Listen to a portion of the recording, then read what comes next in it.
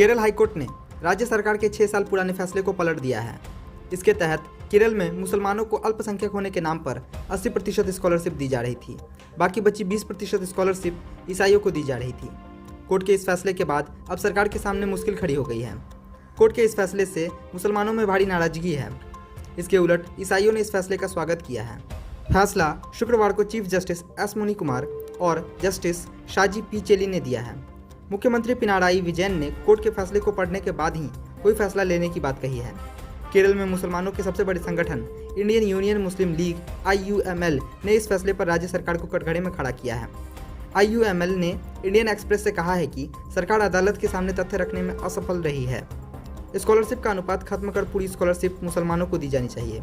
IUML के राष्ट्रीय सचिव ET मोहम्मद बशीर ने कहा, राष्ट्रीय स्तर पर आई सच्चर समिति के रिपोर्ट के बाद स्कॉलरशिप शुरू की गई थी। LDF सरकार में मुसलमानों के लिए बनाई गई योजना को संशोधित करके 2015 में लैटिन कैथोलिक और कन्वर्टेड ईसाइयों को इसका 20% हिस्सा देने का प्रावधान किया गया था। सरकार को दूसरे धर्म के अल्पसंख्यकों के लिए अलग योजना लानी चाहिए। केरल के ईसाई संगठनों ने हाईकोर्ट के फैसले को तुरंत लागू करने की मांग की है। चर्च के ट्रस्टी और जैकोबाइट बिशप जोसेफ ग्रेगोरियस ने कहा है कि ईसाइयों की कोचिंग में मिलने वाले हिस्से से उन्हें वंचित कर दिया गया है। उम्मीद है कि सरकार हाईकोर्ट के फैसले को लागू करवाकर हमें न्याय दिलाएगी। मुख्यमंत्री हमारे अर्थात ईसाइयों के मुद्दों को प्राथमिकता देंगे।